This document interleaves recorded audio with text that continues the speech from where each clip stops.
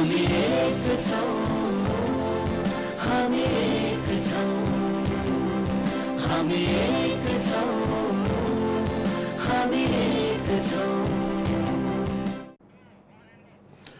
नमस्कार Annapurna media network र Nepal medical एसोसिएसनको सहकार्यमा सञ्चालन भइरहेको यो कार्यक्रम हामी एक छौं अथवा युनिटी इज इम्युनिटीमा यहाँहरूलाई फेरि पनि स्वागत छ। म Sameer Dixit.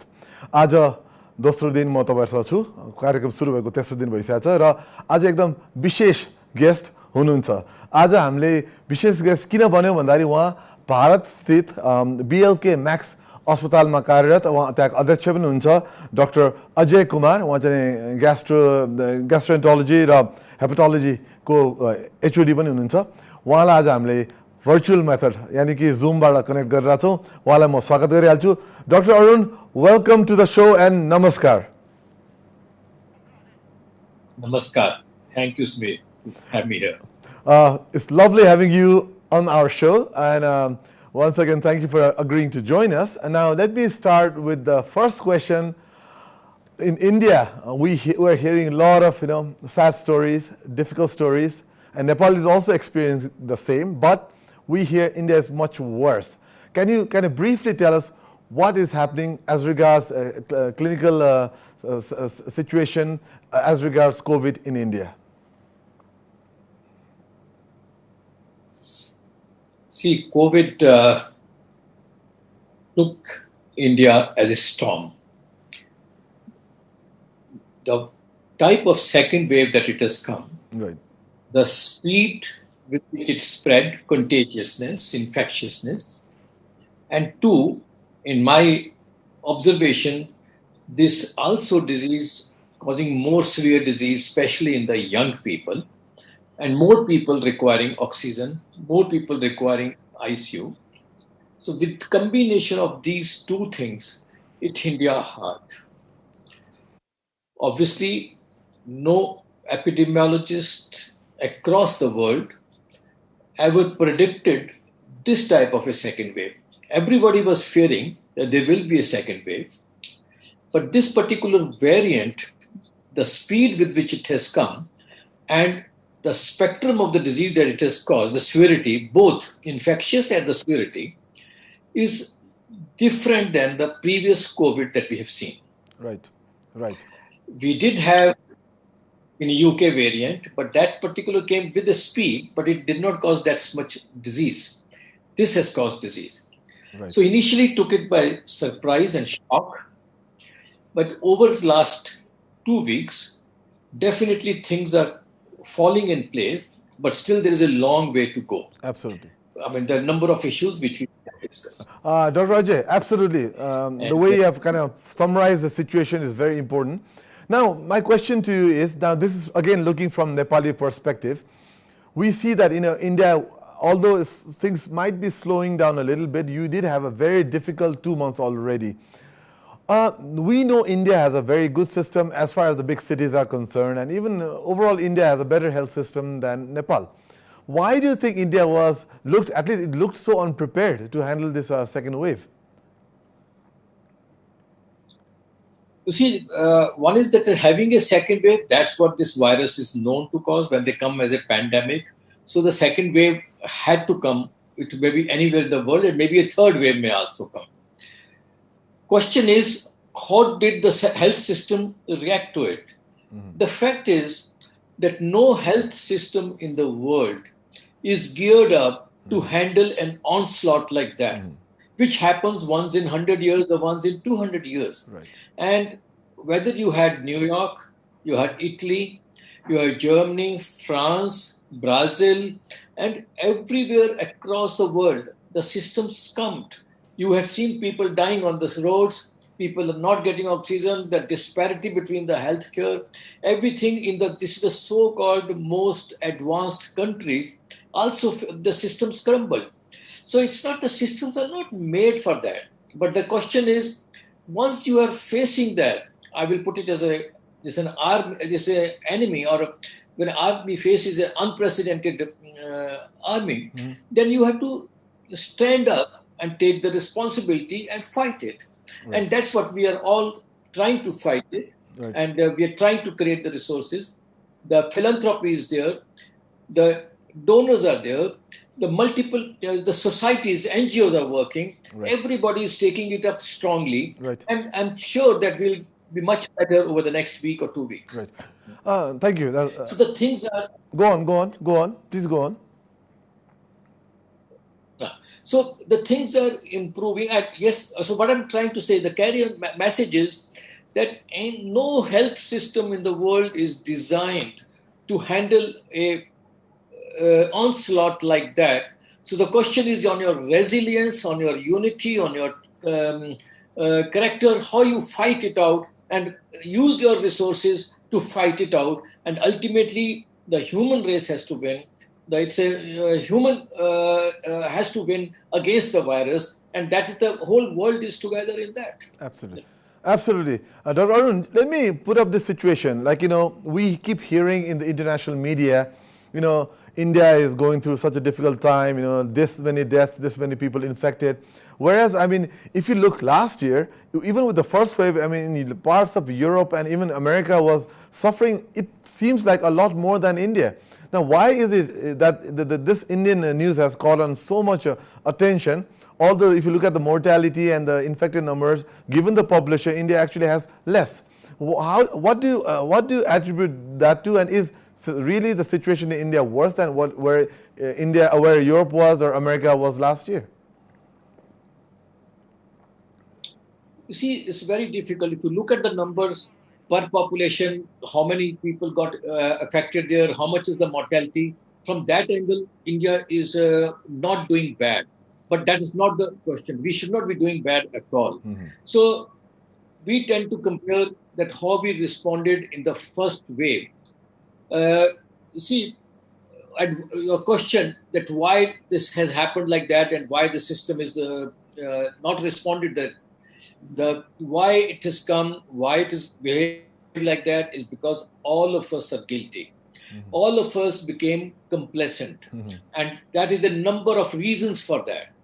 Because we fought the first wave very strongly, tactfully, and whole country responded, though in spite of the fact that there are different voices that you should not go for a lockdown. Then people go to the argument, jaan hai, jahan hai, and so socio-economic conditions also will be looked after. But so whatever the reason, but at the same time, India built up its capacity. Actually, the capacity that we built up in the first wave, the preparing for the PPEs, testing kits. Even today the testing kits are falling short. But India did not make a single PPE kit when the first wave started. And now today we don't have to import all those things. So today problems are different, of a different nature. And obviously we did not prepare for, nobody foresaw that and nobody prepared for that. But I'm sure that we will overcome that. So the complacency which set in was because of number of reasons. One, I said, because we did pretty well. Second, a lot of scientists, a lot of us thought that we live in a different condition. We are exposed to the infections in the childhood. So we have a different immunity. So we can fight it out better. The same thing holds true for the Nepalese population, that we probably fight these infections in a natural method in a better way. But probably that's not right. That is proven, the time has proven that is not right. And the third thing, because of the fact that 1 year you were on the mask and social distancing, we all became liberal. All marriages, we saw the big marriage ceremonies taking place without social distancing. Yes. We saw the big election rallies. We saw the big festivals. So all those things have combined together. And all these things happened because of the complacency. Yes. Because we thought, we started thinking that virus cannot kill us. No, Dr. Arun, whatever you're saying resonates so well with us Nepalis, because I could be interviewing someone from the Nepal clinical fraternity right now, and they will say the exact same thing you're saying, how people were complacent, and how our preparedness was not so robust, And I just wanted to ask you, as regards the medication, for treatment, how's your fraternity looking into remdesivir use, and Dexa? In Nepal, let me explain. Remdesivir is looked up as like a miracle drug, and people are running around, looking for that drug. And there are other drugs also. How is India or the Indian clinicians? How are they looking at this medical setting with the medicine? See, I'm glad that you asked me this question, and I like to strongly convey the message, clear message, that the government agencies, regulating authorities, not bureaucrats, but the medical regulating authorities, should have clear-cut protocols based on evidence. The general perception in our continent is that the medicine which is more expensive is more effective, which is absolutely wrong. Please do not run after medicines like remdesivir, tocilizumab, and so many other newer expensive medicines. Don't waste resources on these expensive medicines. What you require is simple thing. You require first 1 week, you do not require hospitalization, 80 to 90. During that first week, you require somebody to monitor your oxygen. So you need a pulse oximeters. The country needs pulse oximeters at a large level. You need to monitor and guide when to need oxygen. Everybody doesn't require oxygen. 2, do not give unnecessary antibiotics. There will be hundreds of people who will be, thousands, lakhs of people who will be saying, take zinc, take vitamin C. They may be generally okay. They are more like immune booster. But no immune booster works overnight. That is built over years. That you do your exercise, you do your yogasans, you do all that. That is not a treatment. That's a prevention, which you have to build the body over for some time. But don't go after too many antibiotics, unnecessary. 3, the only medicines which work are 3. These are not expensive. You only need to when to give it, whom to give it, for how long to give it. All 3 questions are important. Right. And what are these 3? One is steroids. Please do not give it in the first 1 week. And everybody doesn't require steroids. Everybody requires, a small number of people require it. 85% don't require. They will get well at home. And dose has to be appropriate and for a short duration. Don't keep on giving it. It will cause complications. Right. 2, and this should be under the doctor's advice. It is not the thing to be discussed on an open channel, because don't self-medicate on that. 2, you require anticoagulant in an extremely small number of people.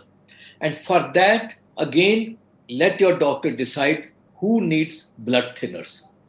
But the third thing which I'm saying, but this is the most important, I'm putting in the list of medicines, is the oxygen. The logistics of oxygen have to be looked into.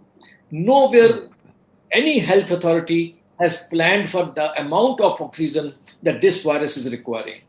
You are giving 10 to 15 liters. I mean, normal requirement of any good functioning hospital of oxygen, nor exceeding that limits by 100 times. So please prepare for that. It's not an expensive modality. Most of the things it can be produced. What is important is the logistics, how to carry from one place to another in an adequate time and adequate. Oxygen loss for even 10 to 15 minutes can kill the people. So that these 3 things, I repeat that you do not require too many medicines. You require right indication of steroids and blood thinners, and most important, which you require the maximum is oxygen. Second thing I like to point out, do not get too many CT scans. CT scan is not meant for diagnosis. CT meant is to predict the adverse prognosis for the lungs, and that is selectively uses, and no fun of repeating it. It causes radiation hazard, and it burdens, and it's expensive, and it burdens the health system unnecessarily. And people will get as if it is a treatment, people go and get the CTs done frequently. The third thing is the blood tests. There are certain blood tests which are very important otherwise, like a D dimer, like you're talking about ferritin, you're talking about CRP. But please, these are not the treatment. And the doctor is not supposed to treat the investigation. They have to be correlated with your clinical symptomatology. If you are doing well, you are not febrile, your oxygen is okay, please do not give the medicines looking at these tests. Absolutely. You have to treat the patient and not the investigation. These are the few salient features which I like to talk about the treatment. Thank you, Dr. Arun. That was very, very, very important thing you just said about the treatment modality. I'm sure the colleagues here, the medical fraternity is watching this interview, and they'll watch it again on YouTube, and they'll be getting very good insights from you. Now, we're slowly coming to close of the program. We still have a few minutes left. I just want to know your perspective on the oxygen. I mean, we keep hearing about the lack of oxygen. You still don't have enough oxygen around different hospitals in the country, in a country. Why do you think that happened? I mean, India does produce a lot of oxygen. Why do you think the oxygen, the supply was so affected? No, see, this was, again, when I said it was a totally logistics. Mm-hmm. Most of the oxygen plants which are produced are in eastern India and southern India. Mm-hmm. And northern India produces only about 10 to 15% of the total oxygen, medical oxygen. While the requirement, when it stuck first, the requirement increased in northern India more so. And the question of it's carrying a distance of 1,500 kilometers. So when you're moving the tankers from one place to another, that is a transit time. And then when a turnover time is also there. So it was because it's come, as I said, very suddenly. If it would have come gradually, everything would have been, this problem would not have arisen. And that's the reason that has been sorted it out. I mean, today in Delhi, we don't have any oxygen shortage. Mm. Our hospitals, today morning I talked to the administrator of my hospital. They are very comfortable. They have been able to take care of all that. They have got their own generators and everything. And now they are ready to take more patients in the ICUs. Earlier, they were refusing because they were feared about the low oxygen. Now they are back. Now they are looking at more beds in the ICU so that can take more patients. Oxygen is not a barrier today. Okay. So, yes, there was a problem because it's a life-saving thing. So that obviously there is a lot of heartburning, a lot of grief. The people who lost their near dear ones, I have lost a few doctor colleagues, and one doctor colleague, senior gastroenterologist, died because of oxygen shortage. But then all those things said, but now the things within a week are much better, much better. Okay. And today we don't have that problem, at least in the city of Delhi.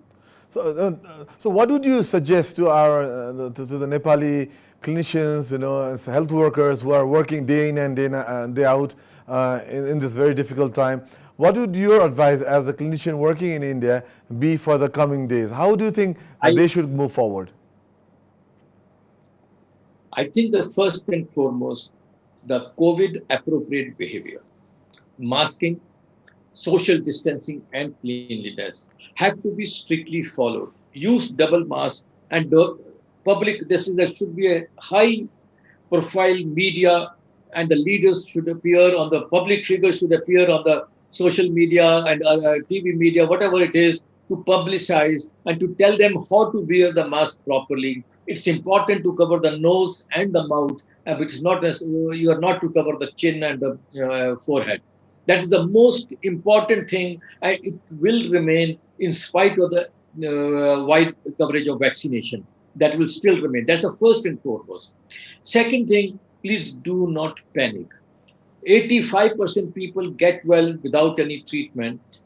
About 10 to 15%, 15% will be in the hospital, and less than 5% will require ICU admissions, and less than 2% have a death rate. And we can minimize that if we decrease the load on the ICUs and take care of them better. So do not panic. Please try to understand and educate them. When it comes to planning at the national level, I think the government has to strategize. The way I say, I will not understand the reason in Nepal, like how it is administrative setup is. We'd say that there are 3 tiers of care. One is just isolation, people which do not get enough space at home to be isolated. If you have enough space at home to get isolated, please stay at home. Their monitoring is required for the oxygen. You don't even require oxygen. And you need the help, food, cleanliness, and all those. And you need only 1 or 2 health workers to monitor when to go the next step. The next step is important. That is the oxygen beds. Right. Now you have to provide them at a tehsil level. And oxygens can be collected there. And again, you require minimal doctor support there. You require a doctor only to monitor that this patient goes to the next level. No hospital will have, no country will have enough beds to handle all this. So once you reach the hospital, when you require high oxygen or you require ICU care and ventilators. Ventilator requirement is not more than 5% of the total or the total population, total patients. So focus your resources on that area, which can they. Most of the other parts can be handled by the social, public NGOs, and of course with the good support by the government and the philanthropists. So if we plan like that, and that ICU beds should be planned at the district level and not beyond that. I mean, you cannot have below that. That's my way of looking at it. No, thank you, Dr. Ajay. Very, very good, insightful information that you've been sharing with us. Now, before we end this conversation, I'd like to invite you to say a few things to the Nepali population, not necessarily medical profession, but general population who's watching this program and will watch them again on YouTube. What would your advice to them as regards dealing with COVID-19? My 2 messages: please observe social distancing. That is the biggest savior. That is the mask, proper utilization of mask and isolation and social distancing. And second thing, in this fight, we are all together. India is with you, and we are like brothers, and a whole world will stand by you, and more so India. If there's any medical calamity, if there's any medical magnitude, there should not be any barriers there. We are one. Thank you. Thank you, Dr. Ajay, for your time and for your very good advice on different aspects, including medical and as well as general knowledge that you have acquired. And with this, I would like to thank you very much once again for joining our show. Thank you, Smith. It was a pleasure. Doctor साहबलाई उहाँ हुन्थ्यो doctor Ajay Kumar, उहाँलाई दिल्लीबाट हामीले link up गऱ्यौँ र अब हाम्रो कार्यक्रमको अन्त्यमा आइसकेका छौँ र यहाँलाई पनि उहाँले भने जस्तै आफूले भौतिक दूरी कायम गर्ने, मास्क लाउने र सकेसम्म भिडभाडमा नजाने, अहिले लकडाउनलाई राम्रोसँग मानिदिने अथवा निषेधाज्ञालाई राम्रोसँग मानिदिने हाम्रो तर्फबाट अनुरोध गर्दै आजको यो कार्यक्रमलाई हामी रोक्छौँ र भोलि फेरि यसै बेलामा 3:30 बजे अर्को महत्त्वपूर्ण गेस्ट लिएर हामीहरू आउने नै छौँ। हेर्दै गर्नु होला यो कार्यक्रम। फेरि पनि यहाँ सबैलाई भन्न चाहन्छु, युनिटी इज इम्युनिटी र हामी एक छौँ। नमस्कार। हामी एक छौँ, हामी एक छौँ, हामी एक छौँ, हामी एक छौँ।